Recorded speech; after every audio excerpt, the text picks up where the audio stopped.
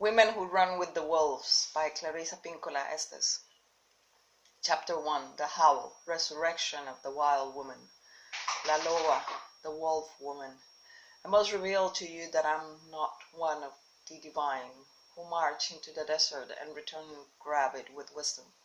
I've traveled many cockfires and spread angel bait round every slippery place, but more often than the getting of wisdom, I've gotten indelicate episodes of Giardiasis E. coli and amoebic dysentery. I such in the fate of a middle-class mystic with a delicate intestines. Whatever wisdom or notion I spied on my travels to odd places and unusual people, I learned to shelter. For sometimes old Father Academy, like Kronos, still has an inclination to eat the children before they can come either curative or astonishing. Over-intellectualization can obscure the patterns of the instinctual nature of women.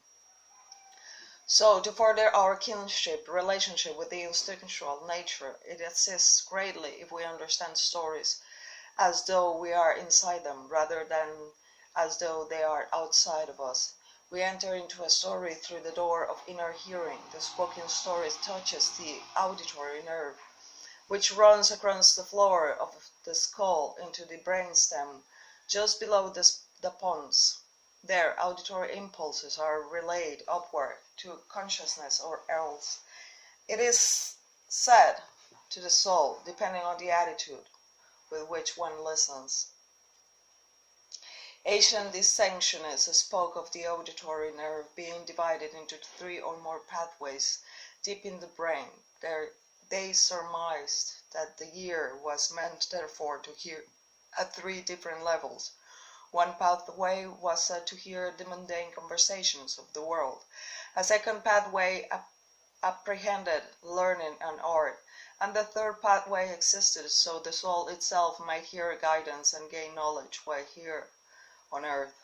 Listen then with soul hearing now, for that is the mission of the story. Bone by bone, hair by hair, Wild Woman comes back through night dreams, through events have understood and have remembered.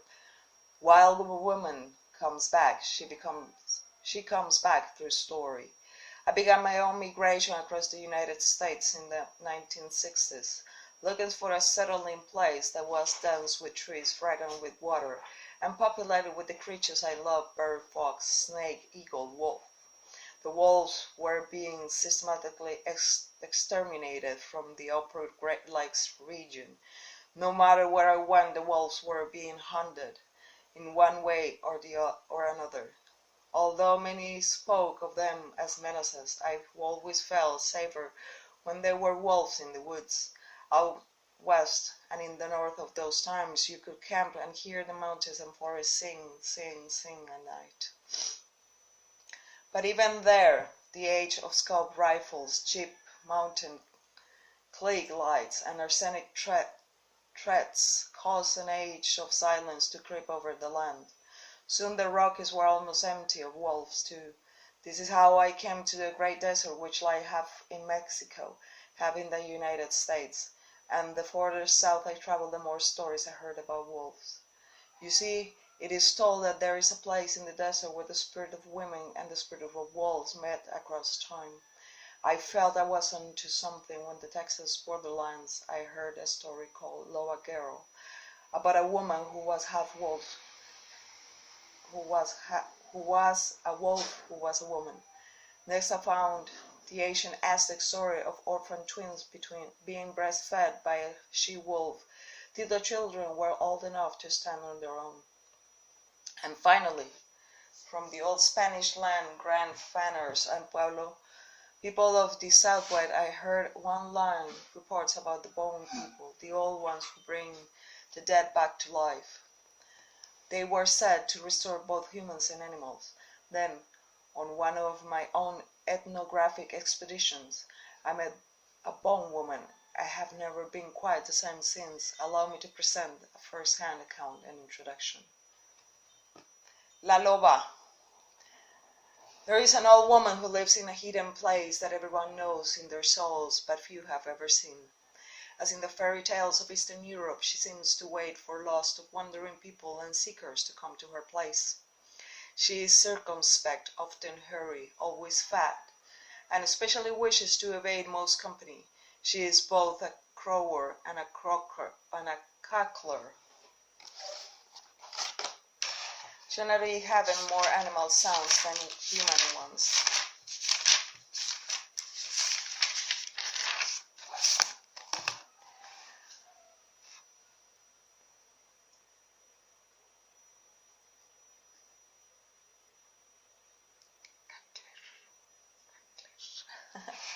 I must say she lives among the rotten granite slopes in Tarajo, Mara India territory, although she is buried outside Phoenix near a well. Perhaps she will be seen traveling south to Monte Alban in a Mount Oak car with the Black Widow shot out, or maybe she will be spotted standing by the highway near El Paso, or riding a shotgun with truckers to Morelia, Mexico, or walking to market above Osaka with the strangely formed balls of firewood on her back. She calls herself by many names: La Huesera, Bone Woman, La Trapera, the Gatherer, and La Loba, Wolf Woman.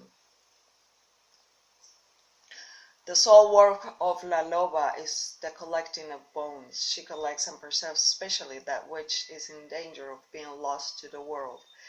Her cave is filled with the bones of all manner of desert creatures, the deer, the rattlesnake, the crow, but her specialty is wolves. She creeps and crawls and sifts through the montañas, mountains, and arroyos, dry river beds, looking for wolf bones, and when she has assembled an entire skeleton, when the last bone is in place and the beautiful white sculpture of the creature is laid out before her, she sits by the fire and thinks about what song she will sing.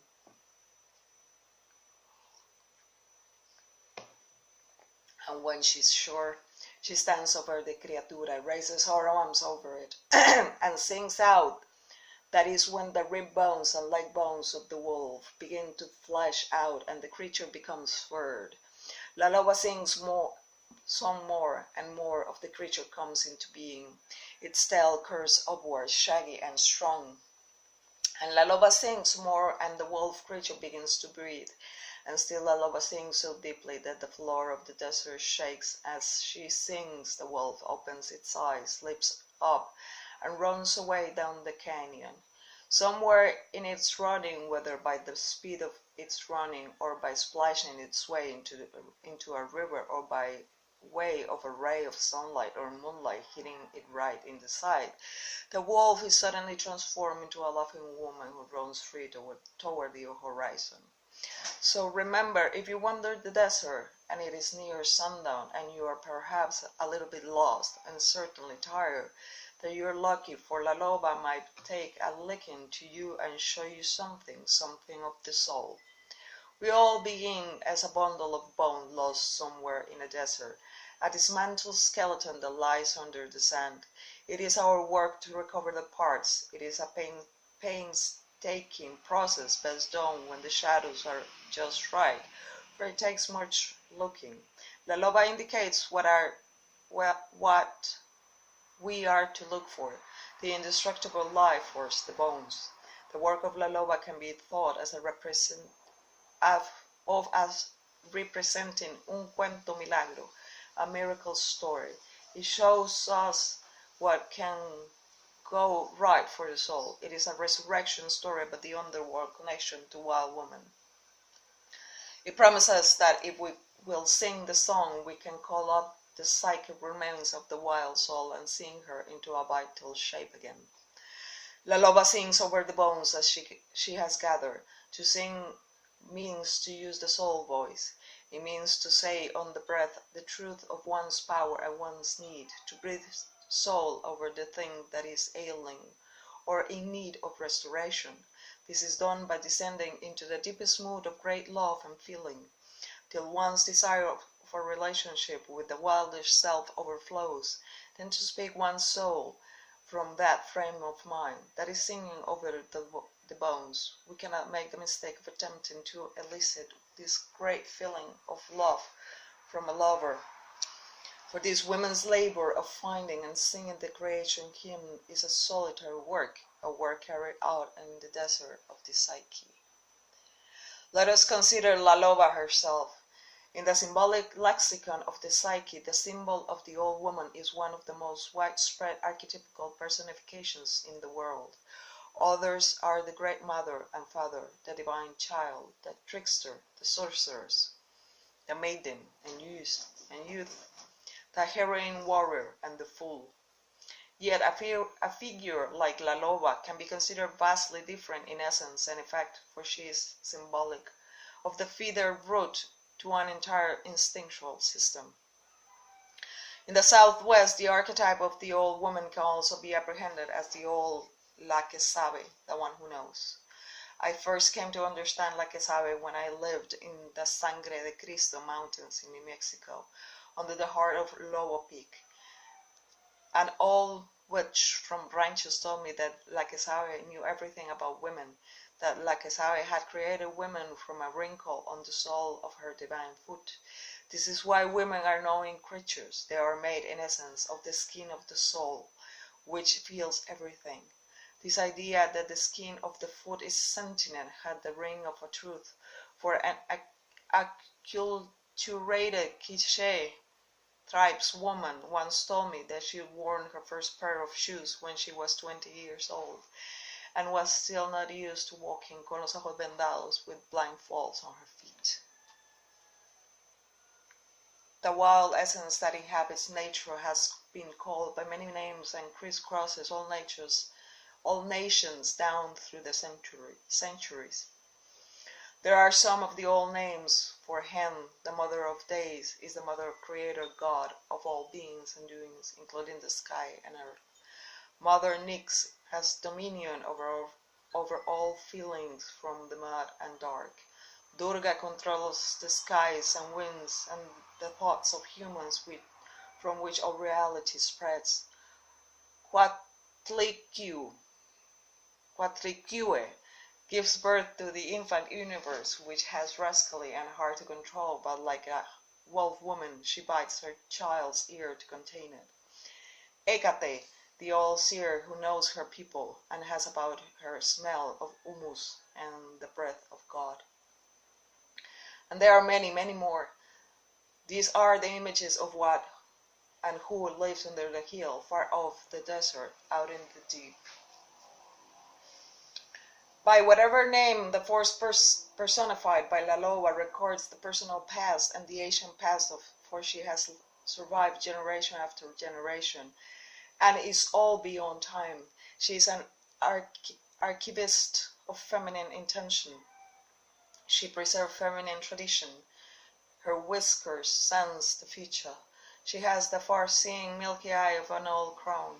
She lives backward and forward in time simultaneously, correcting for one side and dancing with the other. The old one, the one who knows, is within us. She thrives in the deepest soul psyche of women, the ancient and vital wild self. Her home is that place in time where the spirit of women and the spirit of wolf meet, the place where mind and instincts mingle, where a woman's deep life founds her mundane life. It is the point where I and the thou kiss, the place where in all spirit women run with the wolves. This old woman stands between the worlds of rationality and mythos. She is the knuckle bone on which these two worlds turn. This line between the worlds is that inexplicable place we'll recognize once we experience it, but its nuances slip away and shape change if one tries to pin them down, except when we use poetry, music, dance, or story. There is a speculation that the immune system of the body is rooted in this mysterious psychic line and also the mystical, as well as all archetypical images and urges, including our God hunger, or yearning for the mysteries, and all the sacred instincts as well as those which are mundane. Some will say the records of humankind, the root of light, the coil of dark are also here. It is not a void, but rather a place of the mist beings where things are and also are not yet, where shadows have substance and substance is sheer. One thing about this line is certain: it is old, older than the ocean. It has no age, it is ageless. The wild woman archetype founds this layer emanating from the instinctual psyche. Although she can take on many guises in our dreams and creative experiences, she is not from the layer of the mother, the maiden, the middle woman. She is not the inner child. She is not the queen, the Amazon, the lover, the seer.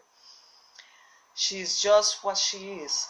Call her la que sabe, the one who knows. Call her wild woman. Call her la Loba. Call her by her high names or by her low names. Call her by her newer names or her ancient names. She remains what she is.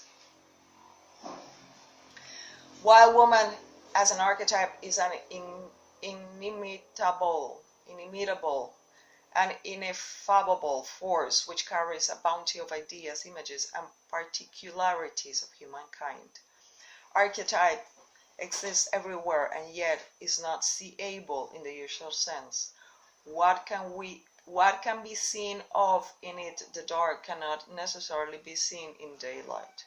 We find lingering evidence of archetype in the images and symbols found in stories, literature, poetry, painting, and religion. It will appear that its glow, its voice, and its fragrance are meant to cause us to be raised up from contemplating the shit on our tails to occasionally traveling in the company of the stars. At La Loba Place, the physical body is, as poet Tony Moffitt writes, a luminous animal, and the body's immune system seems, via anecdotal reports, to be strengthened or weakened by conscious thought. At La Loba Place, the spirits manifest as personage, and La Voz Mitológica, the mythological voice of the deep psyche, speaks as a poet and oracle. Things of psychic value, once dead, can be revived. Also, the basic material of all stories existing in the world ever began with someone's experience here in this inexplicable psychic line and someone's attempt to relate what occurred to them here. There are various names for these locus betwixt the worlds. Jung called it variously the collective unconscious, the objective psyche, and the psychoid unconscious. Referring to a more ineffable layer of the former, he thought of the latter as a place where the biological and psychological worlds share headwaters, where biology and psychology might mingle with and influence one another. Throughout human memory, this place called it not, call it the home of the mist beings that crack between the worlds. It is the place where visitations, miracles, imaginations, inspirations, and healings of all natures occur. Though these sites transmit great psychic wealth, it must be approached with preparation, for one may be tempted to joyously drawn into the raptures of one-time death. Consensual reality might seem less exciting by comparison. In this sense, these deeper layers of psyche can become a rapture trap from which people return unsteady with wobbly ideas and airy presentiments. That is not how it is meant to be. How one is meant to return is wholly washed or dipped in a revivifying and informing water, something which impresses upon our flesh the odor of the sacred. Each woman has potential to access to Rio Bajo Rio, this river beneath the river. She arrives there through deep meditation, dance, writing, painting, prayer-making, singing, drumming, active imagination, any activity which requires an intense altered consciousness. A woman arrives to this world between worlds through yearning and by seeking something she can see just out of the corner of her eye. She arrives there by deeply creative acts through intentional solitude and by practice of any of the arts. By even of these well-crafted practices, much of what occurs in this ineffable world remains forever mysterious to us, for it breaks physical laws and rational laws as we know them. We care with which of these psychic states must be entered in recorded in a small but powerful story of four rabbis who yearn to see the most sacred will of Ezekiel. For next time.